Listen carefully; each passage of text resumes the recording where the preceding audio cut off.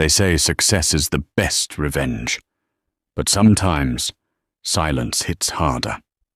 Picture this: a man stands in the pouring rain, his cheap suit soaked through, clutching his daughter's hand while his ex-wife laughs at him from the window of a brand-new Porsche. She calls him a failure. She tells him he's worthless. He says nothing. He just checks his watch. And then the ground shakes. Not from thunder, but from the engine of a customized, bulletproof Rolls-Royce sweeping around the corner. When the window rolls down, it isn't a driver. It's the woman who owns the city. And she's not there for business. She's there for him. This is the story of Ethan Carter, the single dad they mocked, until the moment the world stopped turning.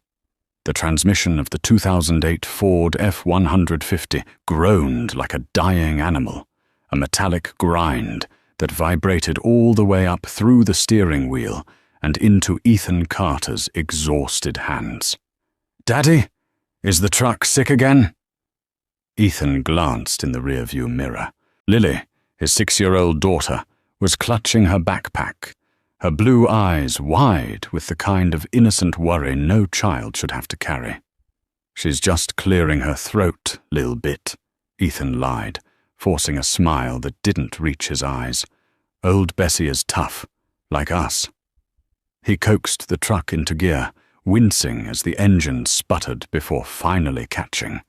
It was 7:15 a.m. on a Tuesday in late October, and the Chicago sky was a bruised shade of purple-gray, threatening a downpour that Ethan's leaky windshield seals weren't prepared for. Ethan adjusted his tie in the mirror.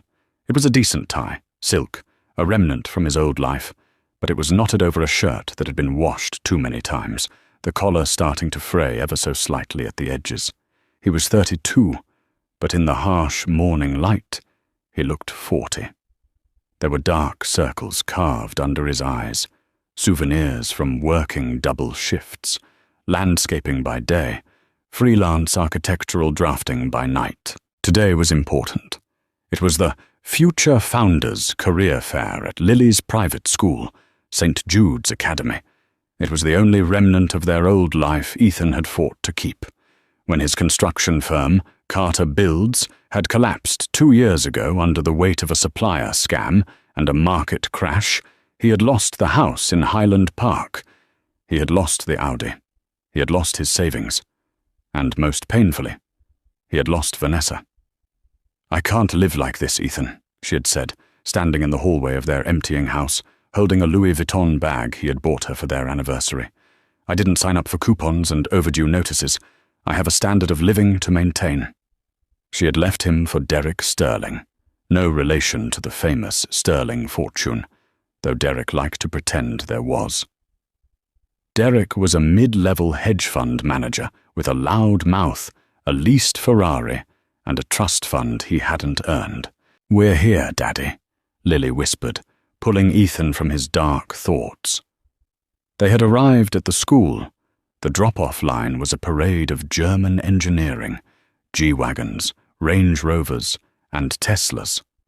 Ethan's rusted Ford, with its faded Carter landscaping decal on the side, stuck out like a sore thumb.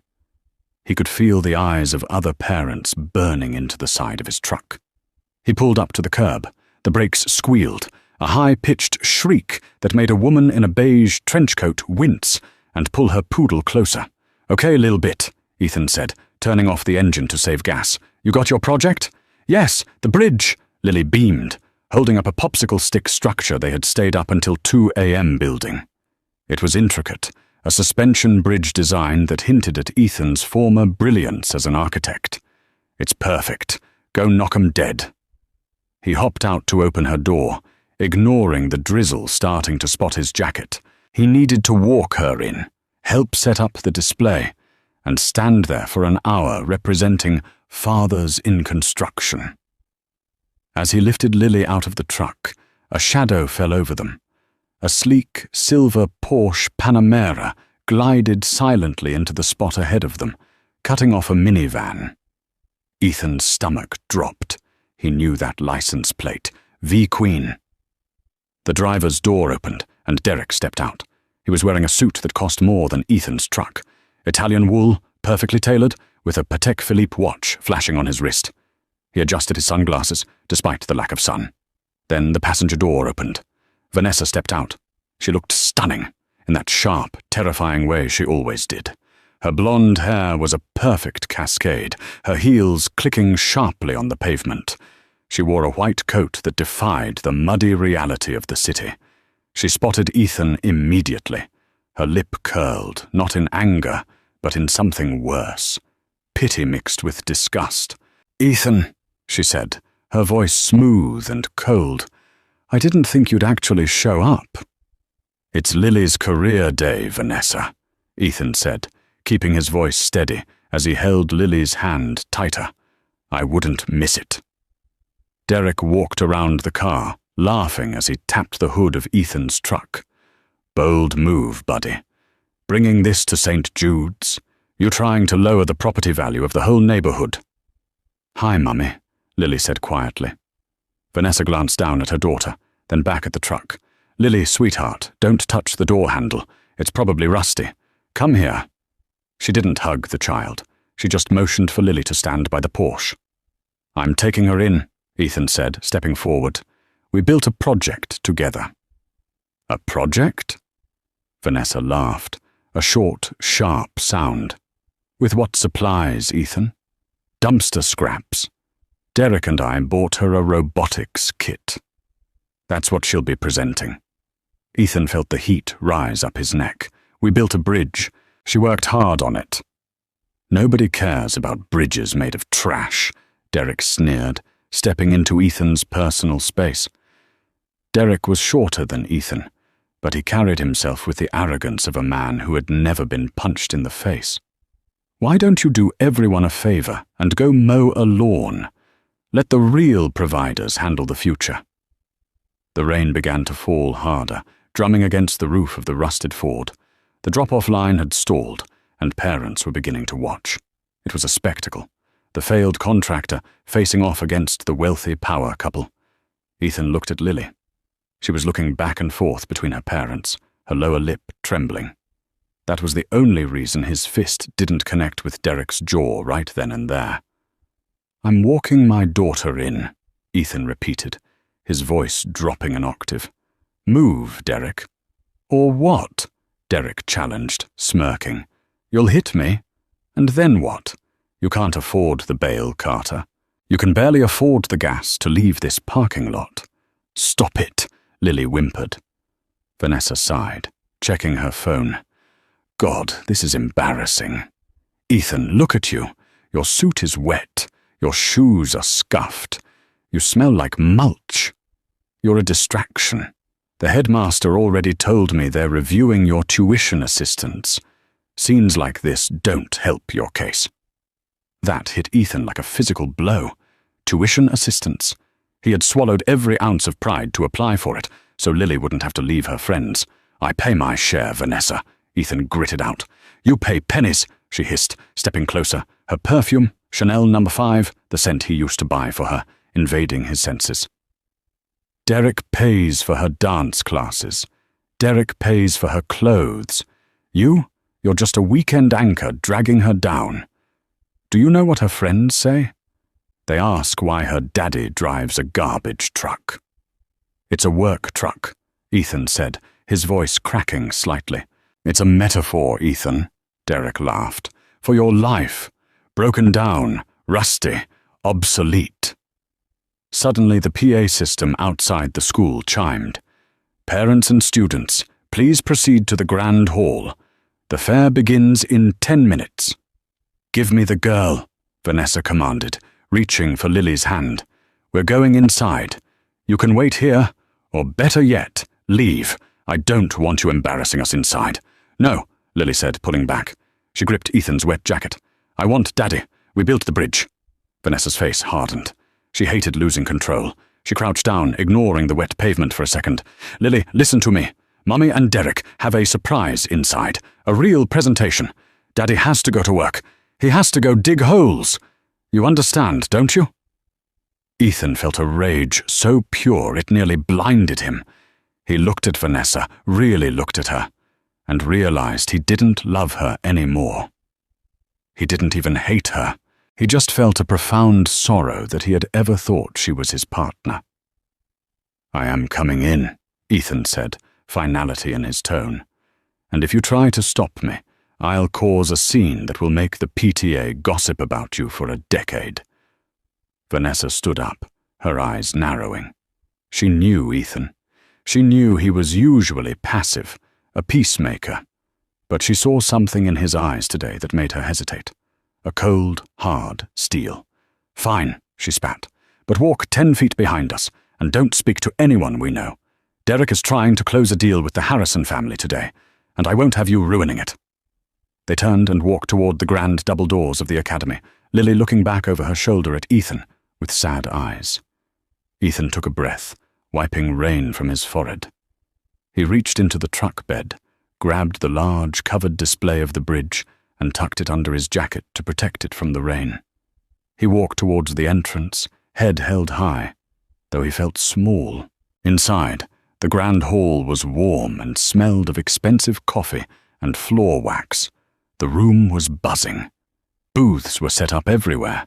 Robotics, coding, international finance for kids. The wealth in the room was staggering. Ethan found Lily's assigned table. It was in the back corner, near the fire exit. Of course. He set up the bridge.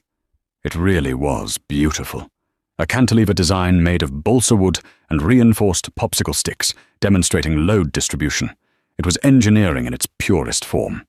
Derek and Vanessa were 3 tables away, loudly greeting the other parents, laughing, holding court. They had set up a massive flat-screen TV on a table. Where did they even get that? Playing a loop of stock market graphs for Lily's presentation. Ethan stood by his daughter, smoothing her hair. "Hey, don't worry about them. Look at this bridge. It's strong." "It's small," Lily whispered, looking at the robot next to them. "Great things start small," Ethan said. Just then, the double doors at the far end of the hall flew open. Usually when doors open, people glance and look away. Not this time. The room went silent. The air pressure seemed to change. 4 men in dark suits walked in first. They weren't school security. They were private protection. They wore earpieces and scanned the room with professional paranoia. Behind them walked a woman. She was tall, wearing a charcoal grey power suit that looked sharp enough to cut glass. Her dark hair was pulled back in a severe, elegant bun. She wore no jewelry except for a simple platinum band on her thumb. She didn't walk. She glided.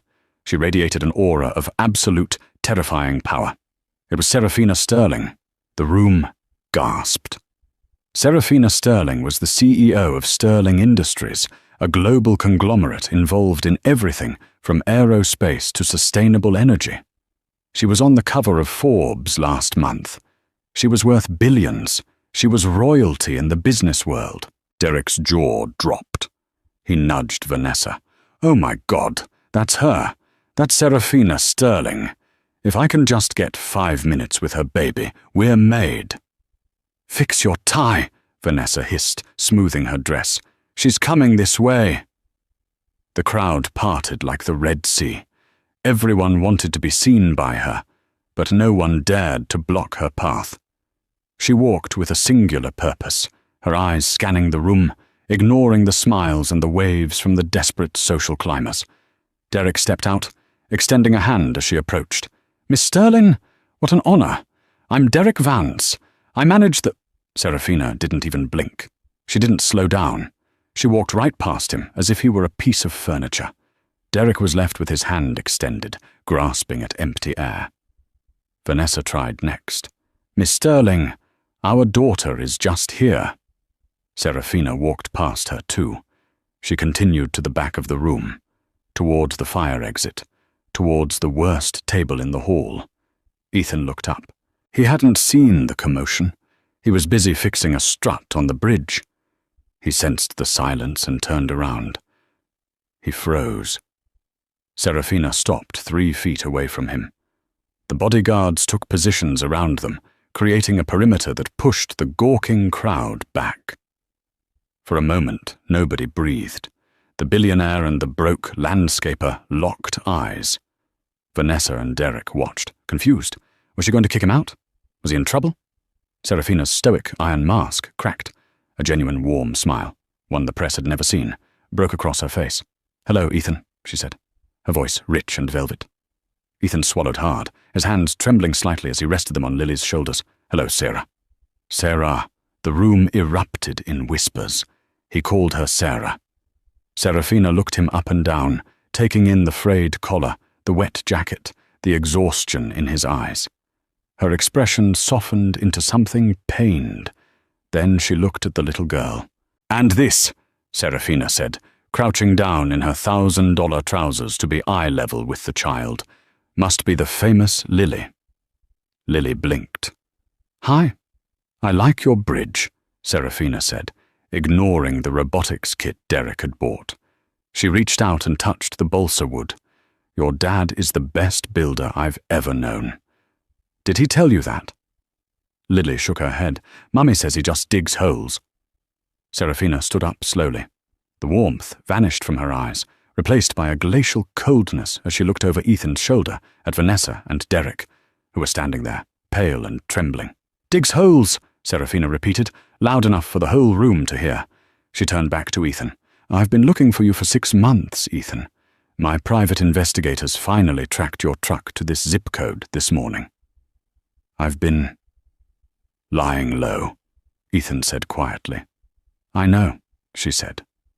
She stepped closer, invading his personal space in a way that felt intimate. She reached out and straightened his cheap, crooked tie. "But playtime is over. The architectural drawings you sent me 3 years ago. The Skyline project. We got the permits. Dubai, London, New York. They all want it." Ethan's eyes widened. "That was just a concept, Sarah. Sketches on a napkin." "It's a revolution," she corrected, "and I can't build it without the lead architect." She snapped her fingers. One of the bodyguards stepped forward with a sleek, black briefcase. He opened it. Inside were documents and a black American Express Centurion card. "I tried to call," Serafina said, "but your number was disconnected." "Hard times," Ethan admitted, shame coloring his cheeks. "Not anymore," she said. She turned to the room, her voice projecting like a queen addressing her subjects. "Ladies and gentlemen, I apologize for the interruption, but I am currently standing in the presence of the most brilliant structural genius of our generation, and my new partner." She turned back to Ethan, her eyes sparkling. "My car is outside. The jet is fueled. I need you in Tokyo by tonight. Bring the girl. We have a nursery on the plane." Ethan looked at Vanessa. She looked like she was about to vomit. Derek looked like he was having a stroke. Ethan stammered, "I came in my truck." Serafina laughed, a musical sound. "Leave it. I'll have it bronzed and put in the lobby of our new headquarters." She held out her hand. "Coming?" The silence in the grand hall of St. Jude's Academy was heavy, the kind of silence that usually precedes a thunderclap. Every eye was fixed on the tableau, the billionaire heiress, the soaked landscaper, and the stunned ex-wife. Vanessa was the first to break the paralysis.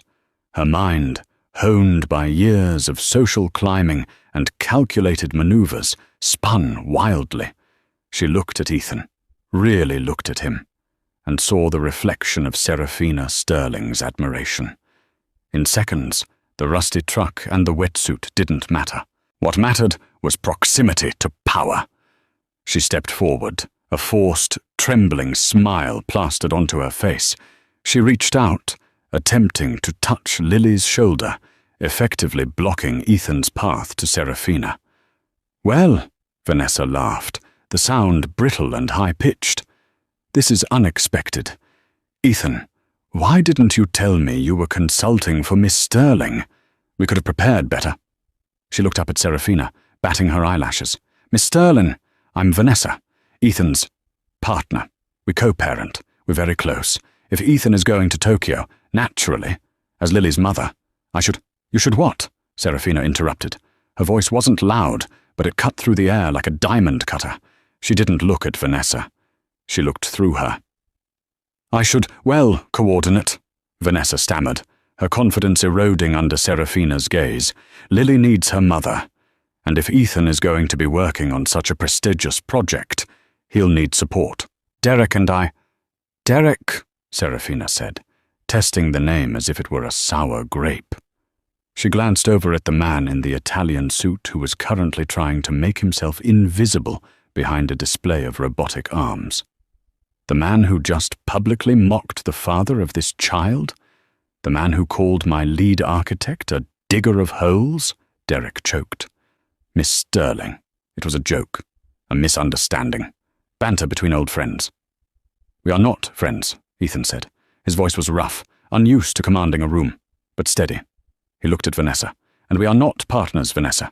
You made that very clear when you served me divorce papers on my birthday. The crowd murmured. The gossip mill was already churning. Vanessa's face flushed a deep crimson. She switched tactics, her eyes narrowing into slits. Ethan, be reasonable. You can't just take Lily to a foreign country. That's kidnapping. I have custody rights. I'll call the police right now. She pulled out her phone, brandishing it like a weapon. You step 1 foot out of this hall with her, and I will have you arrested. Ethan froze. The fear of losing Lily was the one thing that could paralyze him. He looked at Serafina, panic rising in his chest. Sarah, she's right. The custody agreement. It's 60/40ths. I can't leave the state without her permission. Serafina didn't flinch. She simply held out her hand to the bodyguard with the briefcase. He handed her a thin, cream-colored file. Vanessa, Serafina said, her tone conversational, almost bored. Do you know who represents Sterling Industries in family law matters? Vanessa blinked. No. The firm is Blackwood, Hale and Calloway, Serafina said. Specifically, Arthur Blackwood himself. Does the name ring a bell? Derek audibly gasped. Arthur Blackwood was the kind of lawyer you didn't hire to win a case. You hired him to destroy the other side's bloodline. He was a legal shark who ate hedge fund managers for breakfast. I had my team look into your current custody arrangement while my plane was taxiing, Serafina continued, opening the file. It seems you petitioned for full custody last month, based on Ethan's financial instability. You claimed he couldn't provide a suitable environment. He lives in a 1-bedroom apartment above a garage, Vanessa shouted, trying to rally the crowd to her side. He drives a death trap. Of course he's unstable. Not anymore, Serafina said calmly. She pulled a document from the folder. As of this morning, Ethan Carter has been retained as the Chief Design Officer for the Sterling Skyline Initiative. His signing bonus alone, which was wired to his new account 5 minutes ago, is $2 million. His annual salary is 4 times that. The room went dead silent again. $2 million. Ethan felt his knees go weak. He looked at Serafina, stunned. She gave him a subtle wink. Furthermore, Serafina continued, turning a page, my investigators found some interesting discrepancies in Mr. Derek Sterling's finances. It seems the trust fund he uses to pay for your lifestyle is actually a leveraged line of credit that is currently, 90 days past due? Derek's face went white. He lunged forward. That's private information. You can't. The bodyguard stepped in, a wall of muscle blocking Derek's path. And, Serafina added, delivering the final blow, there's the matter of the texts you sent Ethan, Vanessa. Harassing texts, threatening to withhold visitation unless he paid for things outside the court order. That's coercion. Arthur Blackwood is filing a motion for emergency modification of custody as we speak, citing your emotional abuse and financial instability, since clearly Derek is broke. Vanessa stood there, mouth agape, her entire world crumbling in less than 3 minutes. The other parents were whispering, pointing, some even snickering.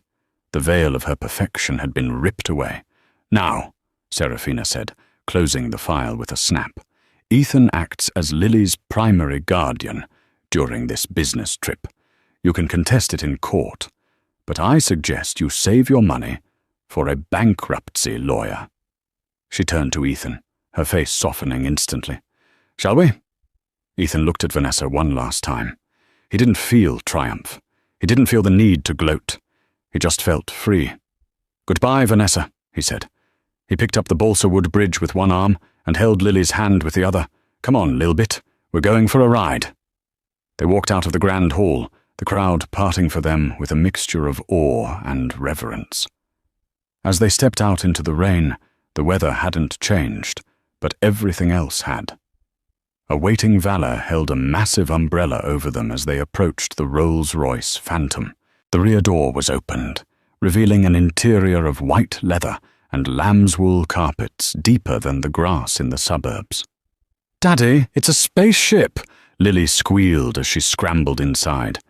Ethan handed the bridge to a bodyguard who treated it like a Ming vase, placing it gently in the front seat. Ethan slid into the back next to Lily. Serafina got in on the other side. The door closed, sealing out the noise of the rain, the school, and the past 2 years of misery. The silence inside the car was heavy, but luxurious.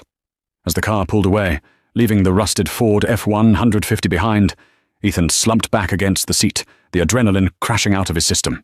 He put his head in his hands. "Breathe, Ethan." Serafina's voice came from the darkness of the cabin. He looked up.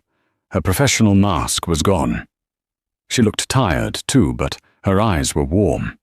"You really wired me $2 million, he asked, his voice hoarse. "I did," she said. "I would have paid 10 times that. You have no idea how hard it is to find someone who doesn't just want me for my money, Ethan. I need my architect. I need the guy who helped me pass structural dynamics 401 when I was crying in the library." Ethan smiled, a genuine memory surfacing through the trauma. "You weren't crying. You were throwing textbooks at the wall." "Details," she smirked. "But seriously, I didn't do this just to show up your ex-wife. That was a bonus. I'm in trouble, Ethan, and you're the only one who can fix it." The drive to O'Hare International Airport was a blur of city lights and confused emotions. Lily had fallen asleep almost immediately, exhausted by the excitement, her head resting on the plush armrest, a blanket of cashmere tucked around her by Serafina herself. Ethan watched the city roll by, the skyline he used to dream of adding to. "You said you're in trouble," Ethan said, keeping his voice low to avoid waking Lily.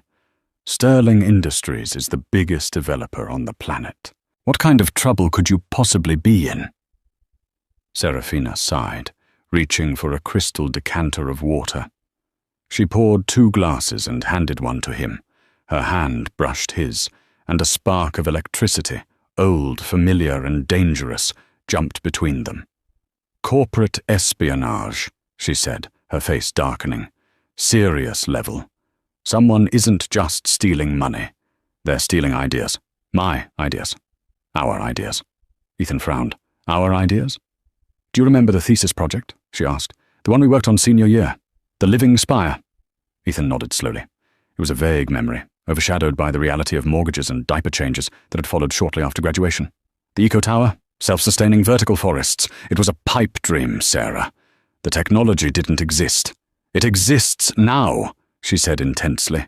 "I've spent the last 5 years developing the materials, the smart glass, the algae filtration systems. We're ready to break ground in Tokyo. It's going to change how humanity lives in dense cities. It's my legacy, Ethan." "Okay," Ethan said, impressed. "So build it." "You have the money." "I have the money," she agreed. "But I don't have the blueprints. Not the final ones. The core structural algorithm. The math that keeps the tower from twisting in the wind. The math you wrote was corrupted on our servers 3 days ago." Ethan sat up straighter. "Corrupted? How?" "Inside job," she whispered. "Someone wiped the primary drive and the backups. And then yesterday, a competitor, Apex Global, announced a press conference for next week. They claim to have a revolutionary new design. I've seen the teasers. It's the Spire, Ethan. It's our building." "They stole it," Ethan said, the indignation rising. "So sue them." "I can't," she said, frustration leaking into her voice. I can't prove it's mine. The digital files are gone. The physical backups were destroyed in a accidental fire at our archive facility last month. I have nothing. No proof that Sterling Industries designed it. She turned to him, her eyes pleading. Except you. Ethan looked at her, confused. Me? I haven't seen those plans in 10 years. You don't need the plans, Serafina said, leaning closer. You have the notebook. Ethan froze. The notebook. It was a tattered black moleskin he had carried everywhere during his final year of university. It was where he sketched, where he did his math, where he wrote down the erratic, brilliant bursts of inspiration that eventually became the living spire. I might, Ethan stammered. I kept a box of old stuff. When we lost the house, I put most of it in storage, but I kept one box in the truck, under the seat. Serafina's eyes widened. In the truck? The truck we just left at the school? Yeah. Driver! Serafina shouted, pressing the intercom button. Turn around, now! No, wait, Ethan said, grabbing her wrist. Vanessa, if she sees us coming back, she'll know something is up. And if she sees me digging for a specific box, she'll take it just to spite me. She's petty, Sarah. If she thinks it's valuable, she'll burn it. Serafina slumped back. You're right. We can't risk alerting them. If Apex Global finds out the physical proof exists, they'll come for it. Who runs Apex? Ethan asked. Julian Thorne, Serafina spat the name. My father's old rival. A shark. Ethan's mind raced. The truck was parked on a public street now, or maybe towed. Vanessa was likely still there, fuming. I have a spare key, Ethan said, patting his pocket, but we need to be invisible.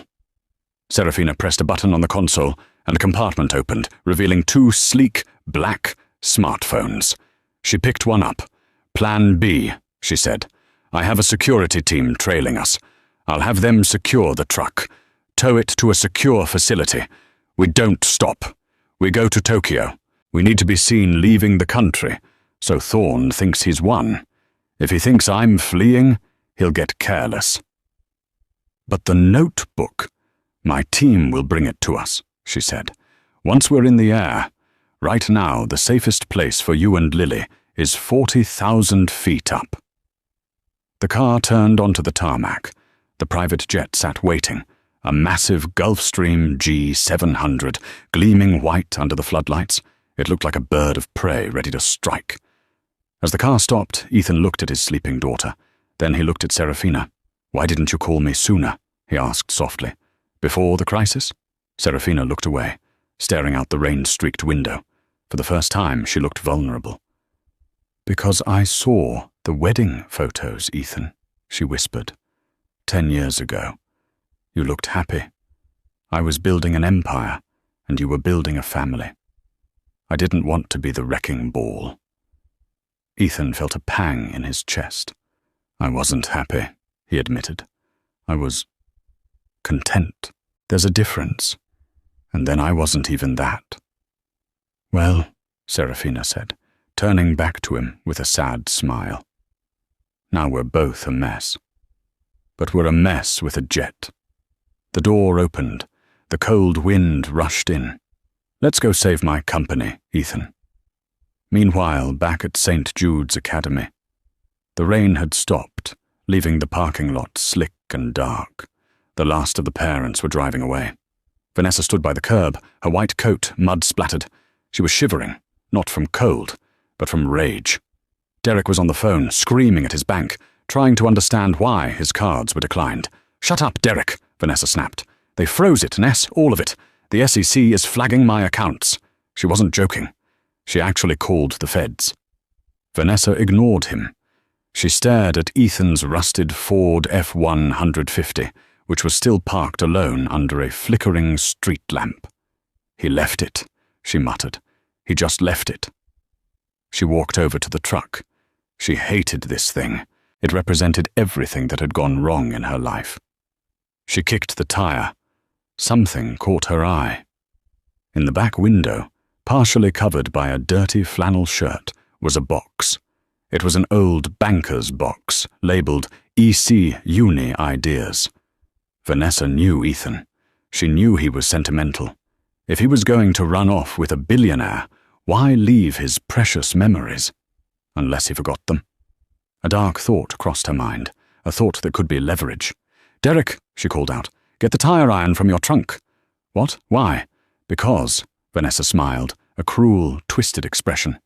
"Ethan cares about trash, and if he cares about it, I want it. Maybe there's something in there I can use to embarrass him, or maybe there's something in there that woman wants." Derek hurried over with the tire iron. He smashed the passenger side window. The glass shattered with a loud crash. Vanessa reached in, unlocking the door. She shoved the flannel shirt aside and dragged the heavy box out onto the wet pavement. She ripped the lid off. Inside were old drafting tools, a coffee mug, and a stack of sketchbooks. She picked up a black moleskin notebook. It was worn, the elastic band stretched out. She flipped it open. It was full of gibberish, numbers, equations, sketches of a twisting tower. "Garbage," she spat, tossing it back into the box. "Just like him." Suddenly, a black SUV screeched into the parking lot, high beams blinding them. "Hey," Derek shouted, shielding his eyes. "Watch it!" Two men in tactical gear jumped out of the SUV. They weren't police, and they weren't Sterling security. One of them pointed a taser at Derek. "Drop the box." Vanessa clutched the box to her chest. "Who are you?" "We're the competition," the man said, his voice distorted by a mask. "And we'll take that notebook now." Vanessa looked at the man, then at the notebook she had just called garbage. Her survival instinct kicked in. This wasn't trash. This was valuable. "Make me an offer," she said. Derek looked at her like she was insane.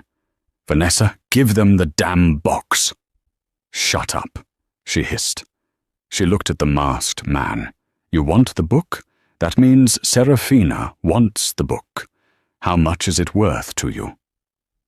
The man lowered the taser. He chuckled. "I think we can work something out." The Gulfstream G700 cut through the stratosphere like a silver needle, leaving the chaos of Chicago far behind.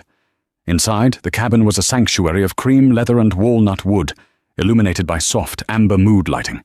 Ethan sat across from Serafina, a glass of 1942 Don Julio tequila, untouched in front of him.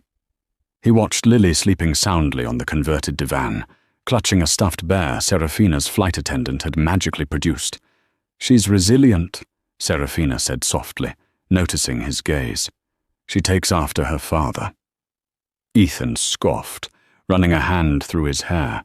He had showered in the plane's bathroom and changed into a set of clothes Serafina kept on board for guests, cashmere joggers and a fitted Henley. He looked like a different man, but he didn't feel like one. Resilient? "Sarah, I've been barely treading water for 2 years. I let my ex-wife bully me because I was afraid of losing the little time I had with my daughter. That's not resilience. That's cowardice." "It's sacrifice," Serafina corrected him firmly.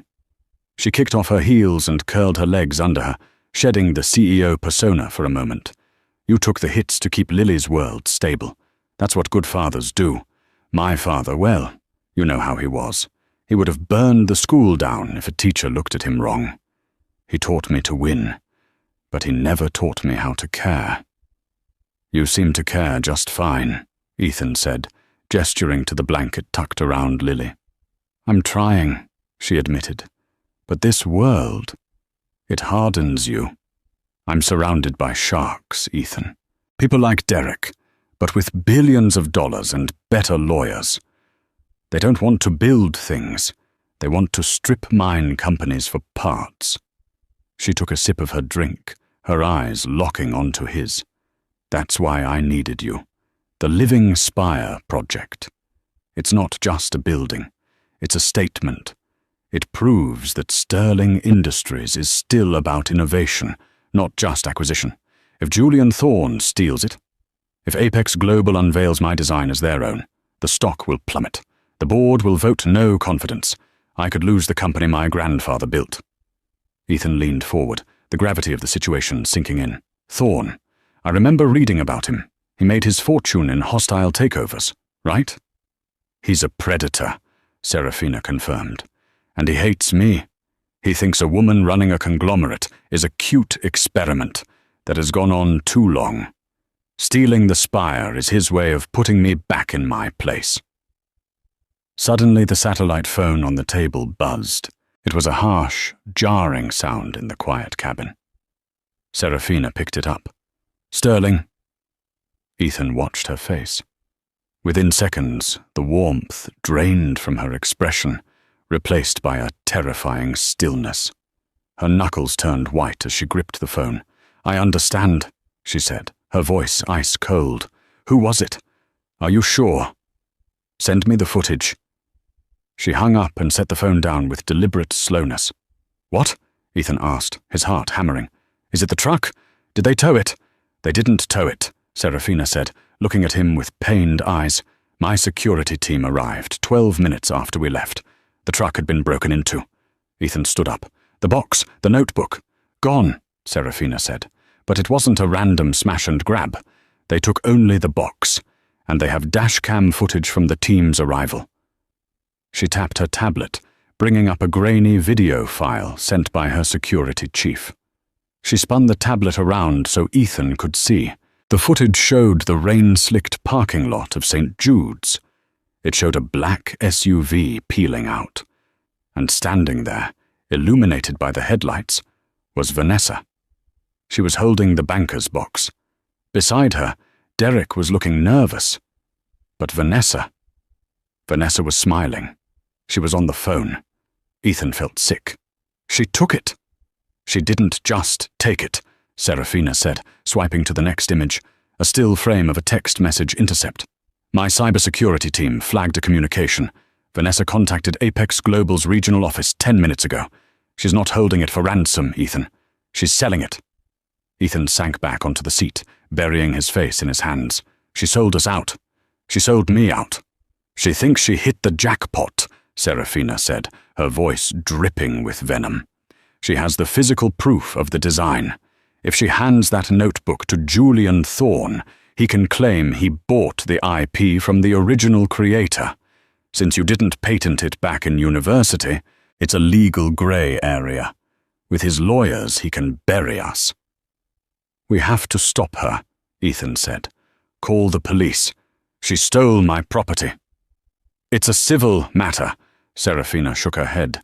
"By the time the police file a report, the notebook will be in a shredder, and the scans will be on an Apex server. No, we can't play defense anymore." She hit a button on the intercom. "Pilot, increase speed. I want us in Tokyo an hour ahead of schedule. And get me Silas on the line." She turned back to Ethan. The sadness was gone. The Iron Queen of the business world was back. Vanessa is flying commercial to Tokyo. Thorne is flying her out to be the guest of honor at his gala. He wants to parade her around. The wife of the disgraced architect, testifying that the idea belonged to Apex all along. "She wouldn't lie under oath," Ethan said weakly, though he didn't believe it. "For the amount of money Thorne is likely offering her, she'd say the sky is green," Serafina countered. "She's coming to the lion's den, Ethan, so we're going to be there to welcome her." "How?" Ethan asked. "We don't have the book." Serafina reached across the table and took his hand. Her grip was firm, electric. "You have something better," she said intensely. "You have the mind that wrote the book. You're going to rewrite the code, Ethan, in real time, before the gala starts." "That code took me 6 months to write. Then you better start drinking coffee," Serafina said, signaling the flight attendant, "because we land in 12 hours. Tokyo was a kaleidoscope of neon rain as the Rolls-Royce cut through the city, delivering them to the Sterling Tower, a massive monolith of glass and steel piercing the Shinjuku clouds. Inside the penthouse suite, Ethan kissed a sleepy Lily goodbye as she was whisked away by Yumi, the head of the household staff. He couldn't rest. He had work to do. Serafina led him immediately to the 50th floor, the war room. It was a command center, wrapped in screens displaying stock tickers and architectural renderings. Silas her head of security, stepped forward with a grim expression. "Thorn is moving fast," Silas reported. "The Apex Gala is tomorrow night at the Imperial Hotel. They are calling the building the Apex Helix, and we have confirmation on the asset." A surveillance photo appeared on the main screen. It showed Vanessa in the lobby of the Imperial Hotel, handing the stolen black moleskin notebook to Julian Thorn. "He has the physical book," Serafina said, her voice tight. "If his engineers scan those pages, they can reverse engineer the math. It might take days, but once they launch, public perception will be that they own it." "Then we crash the party," Serafina declared. "I'm invited. Thorn sent an invite just to spite me. He wants me to watch him steal my legacy." "Sarah, I'm a landscaper in a borrowed suit," Ethan argued. "Thorn will eat me alive." "You are the lead architect," Serafina said, grabbing his shoulders. "And you are the only man in the world who knows the secret of that tower." She pointed to the rotating digital model on the screen. "You told me once you put a ghost in the machine."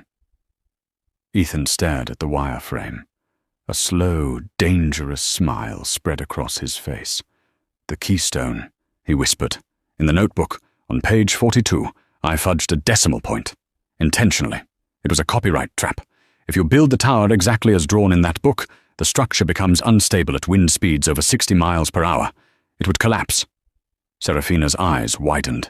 "You sabotaged your own blueprints?" "I protected them," Ethan corrected. He grabbed a stylus and rushed to the smart board, slashing a line through the displayed equation and writing a new constant. "This is the real math, the keystone algorithm." Serafina looked at the board, then at Ethan. "So Thorn is about to present a building to the world's investors that is a structural death trap, and he's using your stolen notebook to prove it works?" "Exactly." "Get a stylist," Serafina ordered her team. "We need to look like $1 billion. The night of the gala. The Imperial Hotel ballroom was dripping in gold and crystal. At the center of the stage stood Julian Thorn, basking in the applause of Japanese dignitaries and tech moguls. "Tonight," Thorn boomed into the microphone, "Apex Global redefines the skyline." In the VIP section, Vanessa sat sipping champagne, wearing a diamond necklace Thorn had loaned her. She felt like she had finally won. Suddenly, a hush fell over the room. Serafina Sterling and Ethan Carter had arrived. Ethan was no longer the man in the wet raincoat. Wearing a bespoke tuxedo, he radiated a quiet, lethal confidence. They walked arm in arm straight to the stage. "Miss Sterling," Thorn faltered. "And your landscaper?" "He's the architect, Julian," Serafina announced, her voice cutting through the room. "The man whose work you stole." "Slander," Thorn snapped. "I have the original design journals." He pointed to Vanessa. "You have a draft," Ethan said calmly, stepping onto the stage. "A flawed draft. That building will fall down in a stiff breeze." "Liar! Security! Test it," Serafina challenged. "Run the simulation, right now, on the big screen. Input the variables from the notebook exactly as they are." Cornered by his own ego, Thorn ordered his team to run the test. The massive screen lit up. The simulation began to apply wind pressure to the digital tower. Wind speed, 40 miles per hour. Stable. Wind speed, 60 miles per hour. Red warning lights flashed. Critical failure. The virtual tower twisted violently and shattered into digital debris. The ballroom gasped. "Oops," Ethan said into the microphone. "I guess you should have checked the math." Serafina signaled her own team. The screen refreshed, this time with Ethan's keystone algorithm applied. Wind speed, 150 miles per hour. Stable. The crowd erupted. Thorn looked at the screen, then at the notebook, and finally at Vanessa with murderous eyes. "You," Thorn hissed. "You sold me garbage." "I didn't know," Vanessa stammered. "No, Vanessa," Ethan said, turning his back on her. "You tricked yourself." He took Serafina's hand. "Let's go. We have a building to build." The fallout in the Imperial Hotel ballroom was immediate and catastrophic. As the digital debris of the apex helix faded from the giant screen, Julian Thorne's net worth plummeted in real time. Investors were already screaming into their phones, dumping Apex stock before the gala had even ended. Thorne, his face a mask of purple rage, turned on the only target within reach. "You!" he snarled at Vanessa, who stood trembling on the edge of the stage. "Get out! You're done. You sold me defective intellectual property." "But the consulting fee," Vanessa stammered, tears streaking her mascara. "You promised." "I promised payment for a building that stands up," Thorne spat. He signaled his security. "Escort Miss Carter out, and take back the necklace." Humiliated, stripped of her borrowed diamonds in front of the flashing cameras, Vanessa looked desperately for a lifeline. She spotted Ethan and Serafina near the exit, the center of a whirlwind of admiration. "Ethan!" she cried, pushing past a waiter. She looked small and frantic. "Ethan, please, they're kicking me out. I don't have a ticket home. For Lily's sake, let me fly on the jet." Ethan stopped. He turned slowly, looking at the woman who had once defined his worth by his bank account. He felt no anger, only a distant pity. "For Lily's sake," Ethan said calmly. "I bought you a ticket. It's at the concierge." He pulled a crumpled receipt from his pocket and handed it to her. "Economy. One way." "Economy?" Vanessa gasped, clutching the paper as if it were an insult. "Be grateful," Serafina interjected, her voice sharp. "My legal team wanted to leave you here to explain your corporate theft to the Japanese police. Ethan chose mercy." They turned their backs on her, walking out into the Tokyo night, leaving Vanessa standing alone in the ruins of her own ambition. 6 months later. The Chicago skyline had a new crown jewel. The sterling spire was rising faster than any skyscraper in history, a twisting marvel of glass and vertical gardens. Ethan stood on the 80th floor, the wind whipping his tie. He wasn't just a landscaper anymore. He was the celebrated chief architect of Sterling Industries. He signed off on the day's progress and took the elevator down to the street, where a familiar black Rolls-Royce was waiting. Serafina rolled down the window, grinning. "Get in, Man of the Year. We're late for your award ceremony." Ethan slid into their leather seat, kissing her hand. "I still say the award belongs to the team." "Take the compliment, Ethan," she laughed. As the car glided through the city, traffic slowed near a bus stop. Ethan glanced out the window. Sitting on a bench, wearing a faded beige waitress uniform and looking exhausted, was Vanessa. She was reading a discarded newspaper, looking older and harder. The glamour was gone. Only the grind remained. "Do you want to stop?" Serafina asked softly, following his gaze. Ethan looked at his ex-wife, then at the woman who had believed in him when he had nothing. He thought of Lily, happy and safe in their new life. "No," Ethan said, turning away from the window. "Keep driving." That night, under the glow of the city lights, Ethan didn't just accept an award. He led Serafina to the rooftop terrace overlooking the lake. With the completed spire twinkling in the distance, he dropped to one knee. "You found me in the rust," Ethan whispered, opening a box to reveal a ring designed with the same structural elegance as their tower. "Let's build a life. Marry me?" Serafina Sterling, the Iron Queen of business, dropped to her knees beside him, tears in her eyes. Yes, 1,000 times yes. Ethan held her close as fireworks erupted over Navy Pier. He had lost everything to find the only thing that mattered. The foundation was finally solid. And that is the story of Ethan Carter, a man who was pushed to the edge, mocked for his struggles, and left in the rain, only to realize that the rain was just washing away the past to make room for a golden future. It's a reminder to all of us. Your current situation is not your final destination. People like Vanessa and Derek might laugh at you when you're down, but they don't see the blueprint of your potential. Stay true to your craft. Keep building your bridges, even if they're just made of popsicle sticks for now, and never let the world convince you that you're worthless, because you never know when your Rolls-Royce moment is coming around the corner. If you enjoyed this story of justice, romance, and sweet revenge, please destroy that like button. It really helps the channel.